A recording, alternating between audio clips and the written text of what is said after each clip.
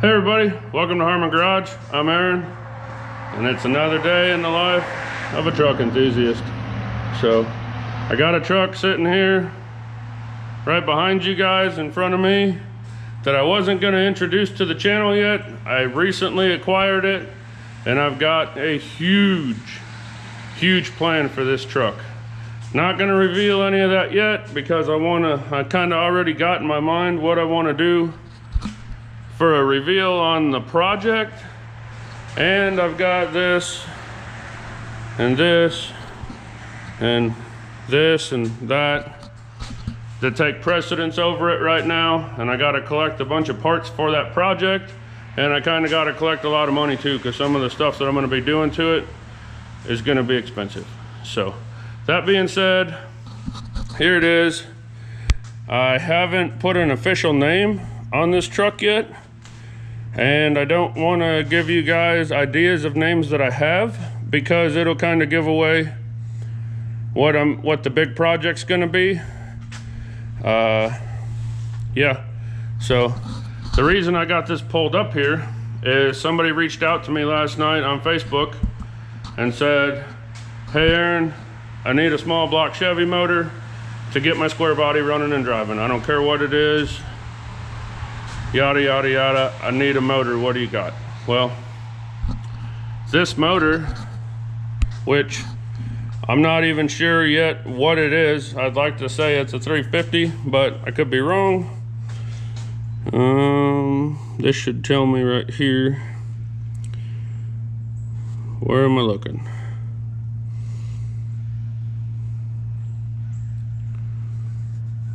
Yeah, 5.7 liter, 350. So as long as the motor hasn't been changed, it's a 350. Like I said, I just got this truck. The guy that I got it from's had it for a few years. It's been sitting in his backyard under a tree. Hasn't run, hasn't drove, hasn't anything. He robbed some parts off of it here and there. I have the hood. I just took it off because it wasn't bolted on. The hood springs are in the cab. The seat's missing. It didn't have a steering column. I just threw one in there just so I could steer it. So right now this truck is been sitting. He said the guy that I got it from said the guy that he got it from had it sitting and didn't drive it for a long time. He was the original owner of the truck. So I don't have a plate to go off of or anything like that, but I'm assuming it's been sitting for a minimum 10 years. Let's look in the glove box and see if there's anything. Nope, no registrations, no stickers, no nothing. What's this? This looks like insurance card or something. Nope, just a receipt. But he took the seat out, took the door panels out, took the dash pad out, but that's all fine because I don't need any of that for the project I'm going to do with this truck. But the purpose of today's video, I do not want to call it a will it start, because obviously it's a small block Chevy, so we know it's going to run.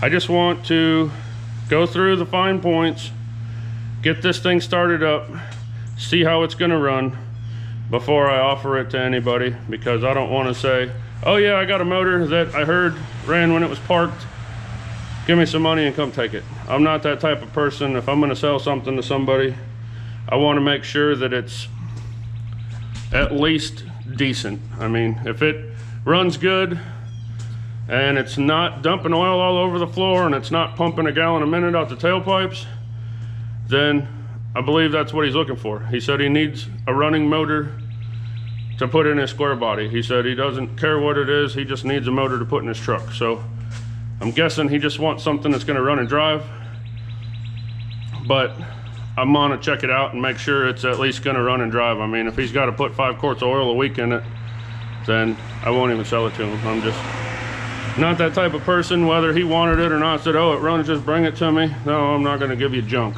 So I'm going to go through the basic stuff. We'll pull the air cleaner off, make sure there's not any snakes or mouse nests or anything down in the carburetor, and check it out. The steering column's not connected, it doesn't have a key, so I'm going to have to use a push button starter, so I have to crawl under, get that hooked up. I got to get a battery in it, cut fuel lines, all that kind of stuff. But that's what we're doing. We're gonna fire this thing up, see if it runs, it will. But get it started, let it sit here and idle. It doesn't have a belt on it, so I can't let it run for too long. I haven't even cracked the radiator cap on this thing. It's about right here, which ain't bad, so it's got coolant in it.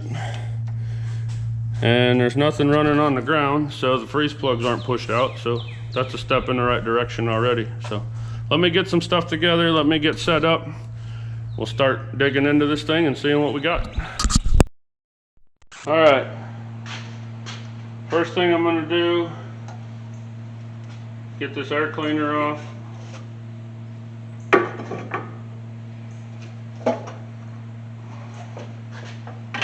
Get it out of the way.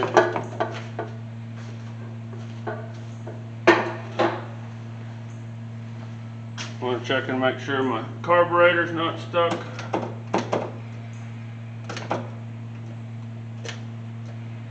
It moves. Everything moves. Doesn't look like it can get much fuel because somebody twisted the line off because they didn't do it properly, but it is what it is. Doesn't have a belt on it. I think I mentioned that already, so I can't let it run too long. It doesn't have a key, so what I'm going to do is I'll get a jumper wire and tie into the ignition wire on the distributor, and I can run it straight to the battery. That'll power my distributor. And yeah, so I'm going to disconnect the fuel line from the pump. That way when we crank it over, we're not sucking any gas out of the tank, because I don't know how old the gas in the tank is, but I'm not going to trust it. So we will just get going on it, I guess. I guess I'm kind of slow this morning and don't have a whole ton of initiative, but we'll get her going. I'm going to go ahead and cut that fuel line while I'm down there. I'll hook up my push button. Never used this one before, I just found it in my toolbox, so we'll see if it works. If not, I got a couple other ones. But I'll get down there, I'll hook that up. I'll disconnect my fuel line, and then we'll go from there. Alright, I got down underneath there. I got my feed line to my fuel pump cut. I think I have my push button hooked up to my sight wire on my starter. Got a battery here. I'm going to set in this battery tray that's about to fall through. Yep. Good enough.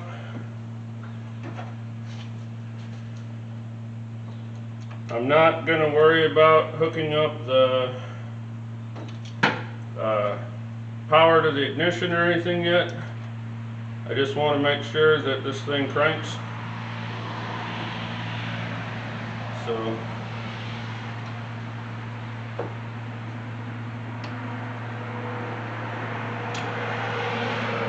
gotta get a wrench for that.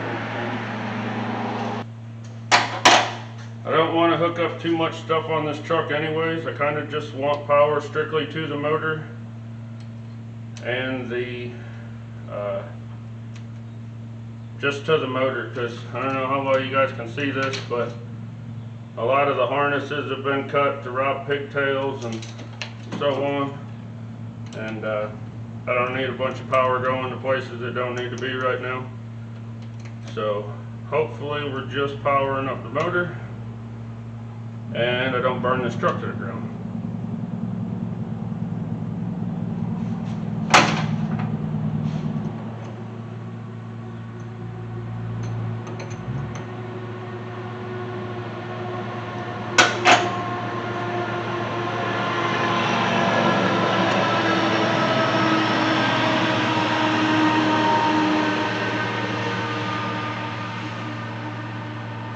That up on there. See if we can find our oil dipstick tube here somewhere. Wow, that's interesting. I don't even. Oil dipstick tube is tucked back. Oh, there we go. Well, it's over full.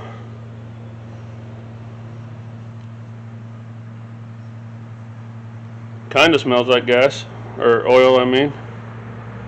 Might be a little gas in there too, but it'll be okay for what we're doing with it. Like I said, I can't run it too long anyways. I don't see any water in it, so I'm going to go ahead and just bump it and see if she cranks over. Now, if you guys have been watching the channel for a while, you know that I pretty much ran myself over with the burnout truck. I did assure that this thing was in park before I'm going to start trying to crank on it. So let's see what happens.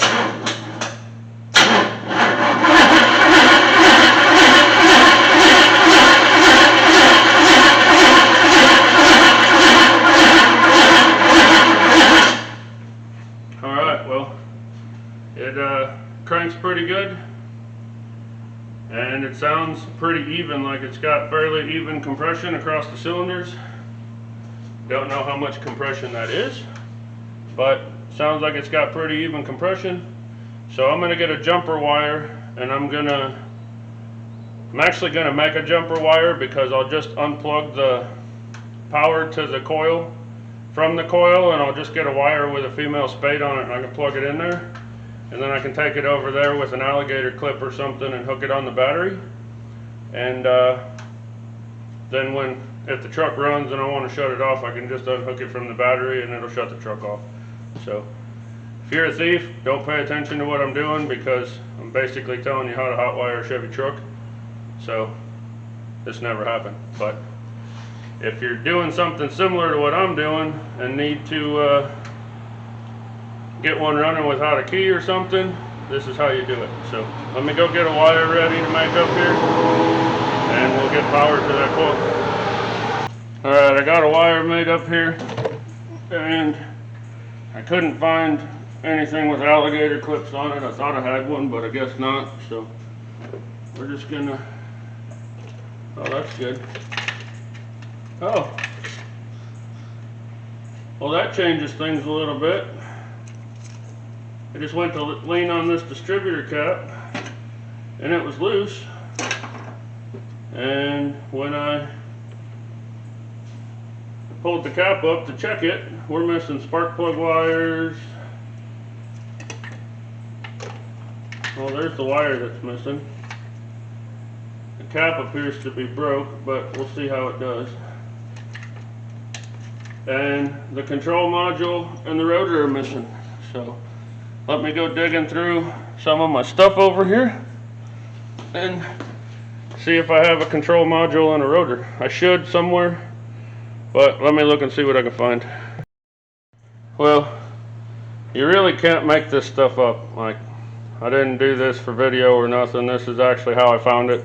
I went back there to unplug that wire and the cap was loose, so I was like, well, I better pull it up, see what happened. I did manage to dig through my junk. Found a distributor that had a rotor and a control module in it. So it's got the same 2-wire control module. So I'm going to take this cap or this rotor off, take this control module off, hook them up to this one. I'm just going to assume that this stuff on this distributor is good, because usually everything that I pull out comes out of running motors. And I just put, honestly, when I do a motor, 9 out of 10 times I usually just go get one of those new cheap aftermarket ready to run distributors and don't put the old ones back in. So I'm assuming that everything in this one was fine. I just upgraded.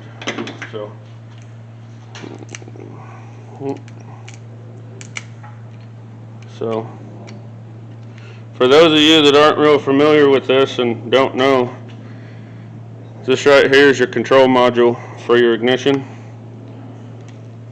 So it's got, here's your wires that go to your cap. They plug into one side of it, and then these other 2 wires plug in the other side. Now there's two different ones that I know of. There may be more as far as these HEIs go, but there's a 2-wire and a 3-wire, and they are not interchangeable as far as I know. So luckily this truck had a 2-wire, this one's a 2-wire, so I should be able to slap it in there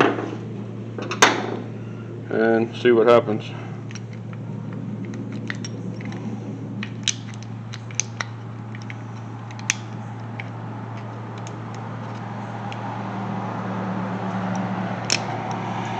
If I can get it out. All this stuff's just disintegrating as I get it out. Okay, so got that out. We'll get this out of our way.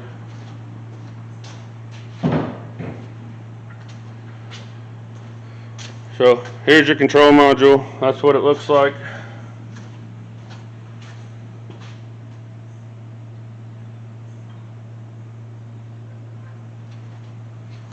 I was just checking to make sure my wiring that this plugs into was there. Now, these control modules, the factory ones are good, the aftermarket ones aren't great, but whenever you put one of these on, if you buy one from the parts store or something, it generally comes with a little packet of goo. It's like Vaseline.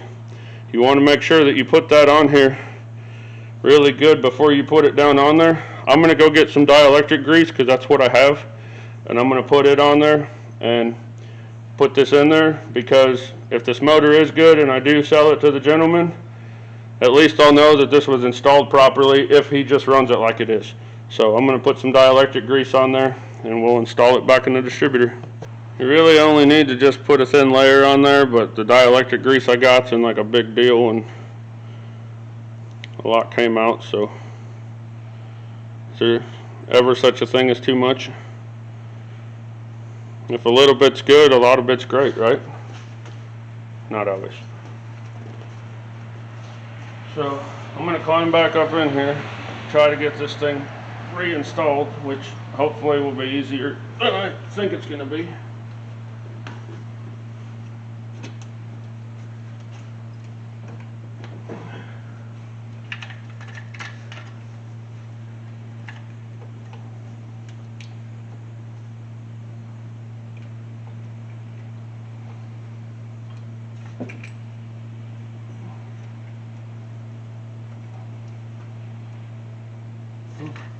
So far it's definitely going easier than I thought it was going to.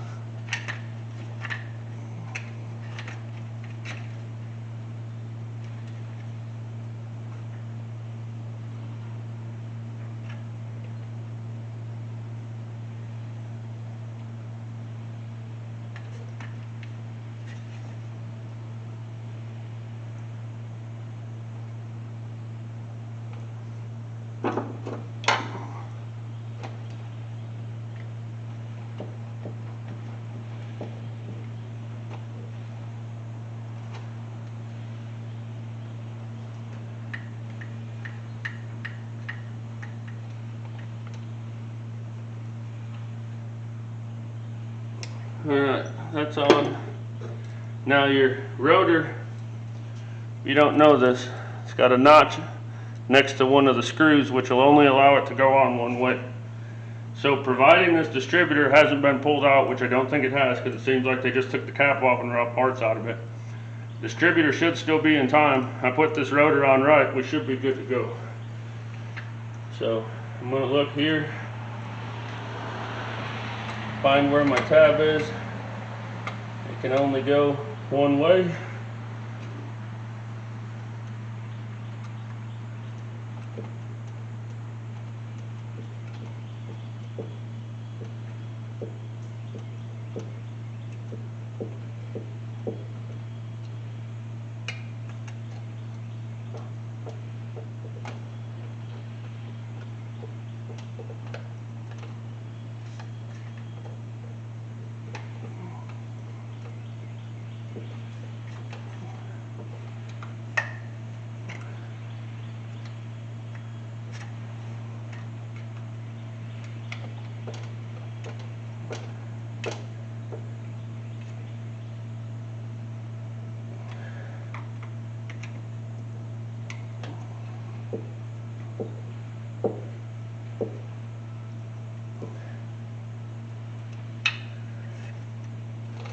Alright, that's installed and tight.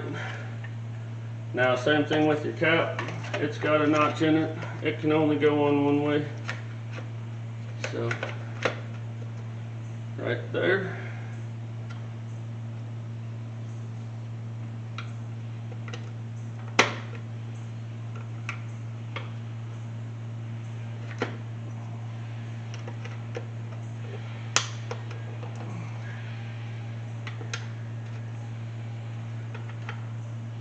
Man, I can't get it on with this screwdriver, so I gotta go grab another one. I'll be right back. Alright, I'm back. Hopefully I won't have to crawl up on this thing too many more times.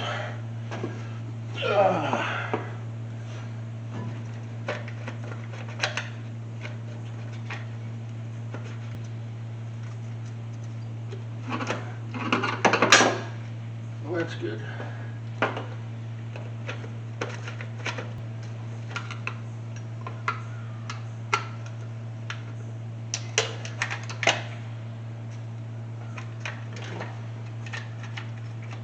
Usually helps if you turn these so that they're not blocking you from getting the cap on.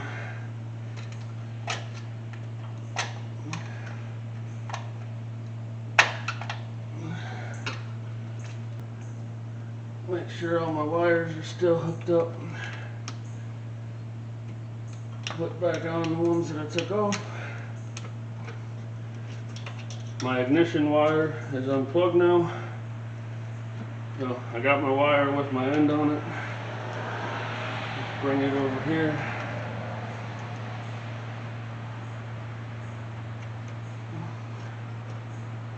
Plug it in. That seems tight.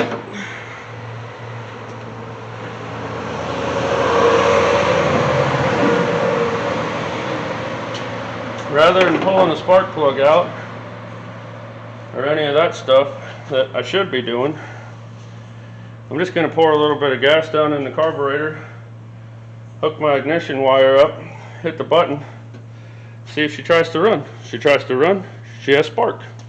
If she doesn't, then we'll dig a little bit further into it. Okay, I got a little bit of gas here. Now since this is the first time that I'm going to try and start this, I'm not going to try to fill the bowl up. I'm just going to open up the throat, slam some down in there, see what happens.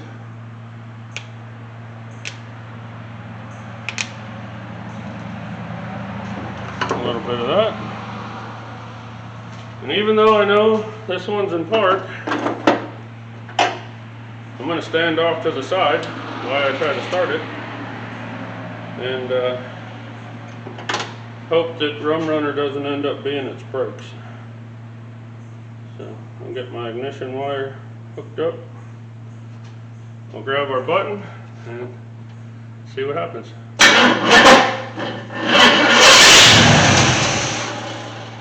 And like I said,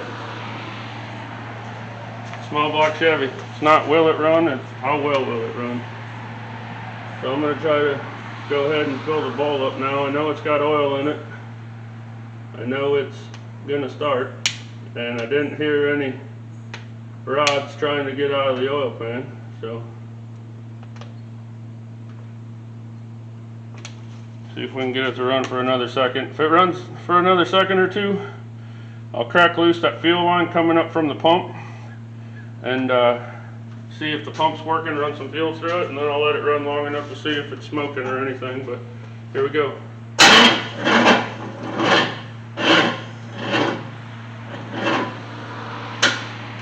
Right after I hook up my battery charger. Hook my battery charger up, had it on there for a few minutes, see what happens.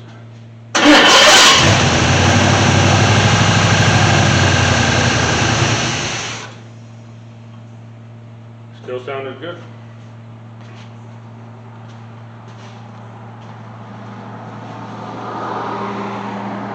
Give it one more little splash. Make sure that it runs enough to build some oil pressure before I hook the gas up to it to let it run.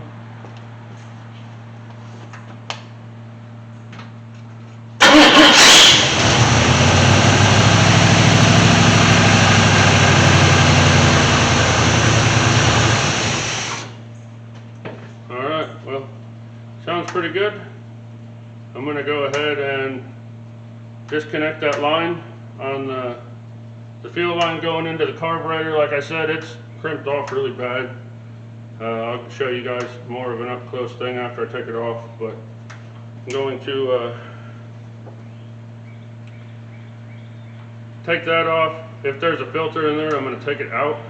I'm going to hook up a gas can. I'm going to kind of crank the motor over a little bit and let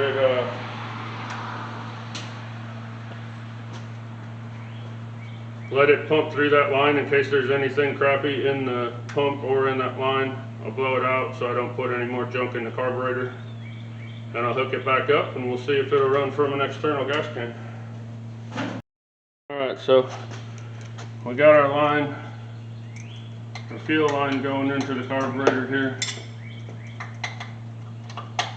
I'm going to hold the filter housing with a wrench, and then I'm going to take my wrench and loosen this line. If you don't do that, 9 out of 10 times, you twist the line, which is what happened to this one. Okay, I got the line loose. Now I'm going to go ahead and loosen this housing up.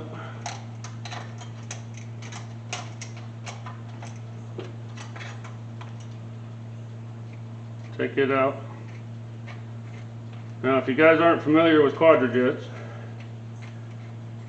this is a fairly common issue on trucks that have been sitting for a long time. I got this filter housing here with this filter in it, and there you go right there. This isn't a known problem, but the rubber seal on the end of the filter has disintegrated and was half blocking off our hole in here. So since I know I'm hooking this up to a gas can with gas in it that I literally went and bought this morning, I'm going to leave this filter out. For one thing, the seal's gone, and two, it could be a problem. I mean, it looks good, but just because it looks good doesn't necessarily mean that it is. It could be, I mean, it looks pretty new, honestly, but it doesn't mean anything. Sometimes these things will get old and they'll swell up, and when they swell up, the fuel can't come out of them and get back through here, and they'll plug it off. So if you ever got any old GM with a quadrajet on it, and you're driving down the road and it just like randomly starts breaking up, losing fuel just all of a sudden, and then it might clear up and then it'll do it again and whatnot, first thing you go to right here. I can't tell you how many of these I've pulled out on the side of the road, tossed in the ditch, and kept on going. Which, leaving it without a filter in it's not the greatest of ideas, because then obviously there was junk or something in the fuel system that caused it to clog up in the first place. But if you're driving down the road and you're not close to anything and you don't have a spare filter in the truck, you got to keep going. What are you supposed to do? So like I said, I yank them out, toss them to the side, and carry on. So like I said, I'm gonna leave this line unhooked. I'm going to get a fuel line run from the fuel pump to my gas can, and then we will see what happens. Alright, got my external fuel plumbed in. This is what I was talking about, this line being pretty much kinked off. I'm going to see if I can get it to straighten out a little bit, but it's not looking very promising. But for right now, I'm going to leave it unhooked right here. I got my ignition hooked back up and everything.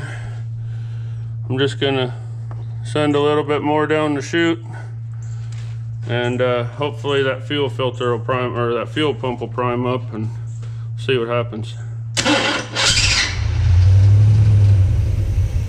Yep, there we go. Looks like good clean fuel. So I can go ahead and let that, I can hook that line back up. I'll let it sit and let the fumes from that fuel go away for a minute so I don't have a spark and light the truck on fire, because that's never fun. And I don't feel like trying to push it out from under the building and get the fire put out and all that stuff. So I'll let it sit for a minute, let the fumes get out in the air. While I'm doing that, I'm going to try to straighten that line out a little bit. Obviously it's still got fuel coming through it, so it's not that huge of a deal, but yeah, I'm going to get that line hooked back up, and we'll see, we'll go from there. I got the fuel line all hooked back up, got it straightened out a little bit. It's not perfect, but it's got at least half the flow it should have now. Found a couple vacuum lines that were disconnected from the carburetor and the intake. I went ahead and hooked the ones back up that I could find out where they went, and I plugged off the ones that I couldn't find anything they went to. So I've gave it some time to let that fuel evaporate. I don't think I'm going to need the battery charger, so I'm going to go ahead and turn it off and unhook it, and then we'll hook our ignition and our start button back up here, if I can do it while I'm talking to you guys.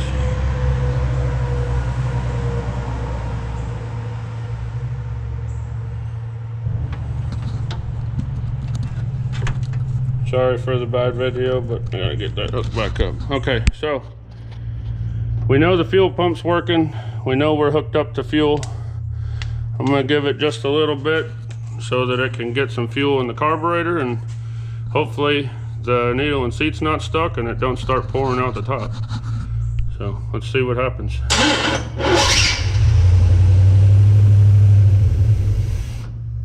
Okay. We'll just say it didn't get fuel yet.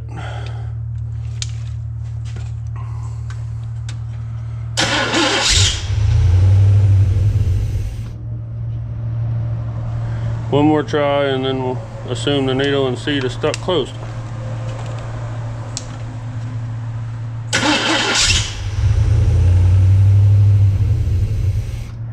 Yep.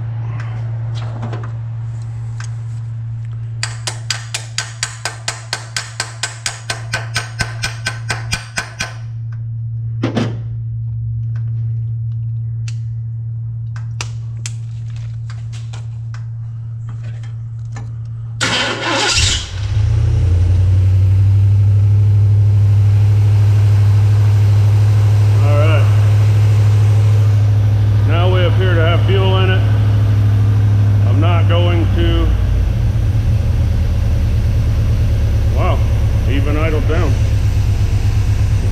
I'm not going to rev it or anything right now. Like I said, I don't know how long this thing's been sitting. I know it's been at least 10 years, so the water pump's not moving, so we'll get a good heat cycle. I'm gonna let it sit there and idle, but I'm gonna take my laser temp gun and I'm gonna keep an eye on the engine temperature, because I don't want it to get over like 160, 180 degrees, because when you shut it off, the temperature's gonna rise, and you definitely don't want it going over 200. So I'm just gonna guess that it'll jump up, you know, 15 to 20 degrees when I shut it off. So I'm gonna let it run until it gets up to like 165, 170, and then I'll shut it off. But looks like our carburetor's leaking a little bit of fuel. It may be that needle and seat's not doing its job, or it may just be it's been sitting and it's old and the seals are bad. So either way, we got a runner. It's idling, sounding halfway decent.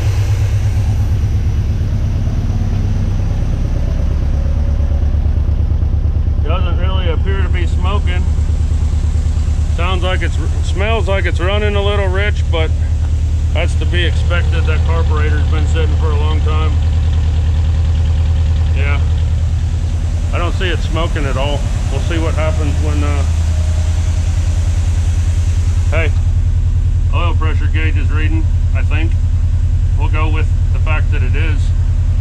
I'm gonna call that about 45 PSI on some old oil that's diluted with gas that's been sitting for 10 or 15 years. Not too bad. So I'm gonna let it sit here and run. Keep an eye on it with my temp gun, and if anything happens between now and when I shut it off, I'll grab the camera and update you guys. Otherwise, I'm just gonna let it sit here and heat cycle for a few minutes.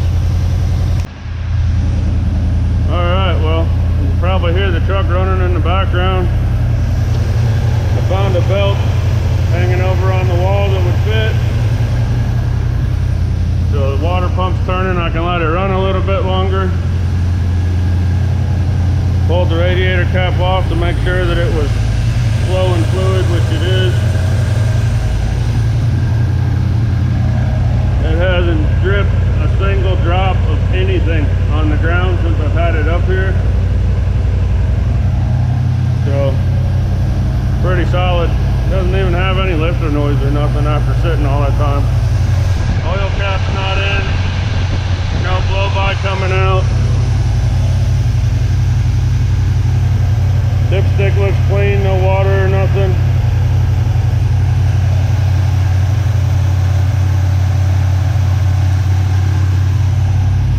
Contacted the guy, told him it was a good motor, told him what I wanted for it. He said he'd get back to me. So if he wants it, it's his. And if he doesn't, I'll slap the hood back on it, stick this truck back over in the lineup, and get back on it when I'm ready to start the project that I got the truck to use for.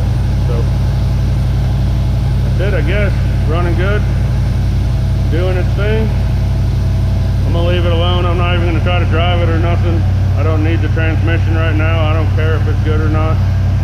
So let this thing heat cycle just a little bit, and then we'll move on. So it's just a short little video I decided to make today because I was bringing this truck up to make sure it ran. So appreciate you guys watching, but that's gonna do it for this video. Check out my merch store if you want, www.harmongarage.net. And I don't know, thanks for watching. Y'all have a good one. We'll see you next time.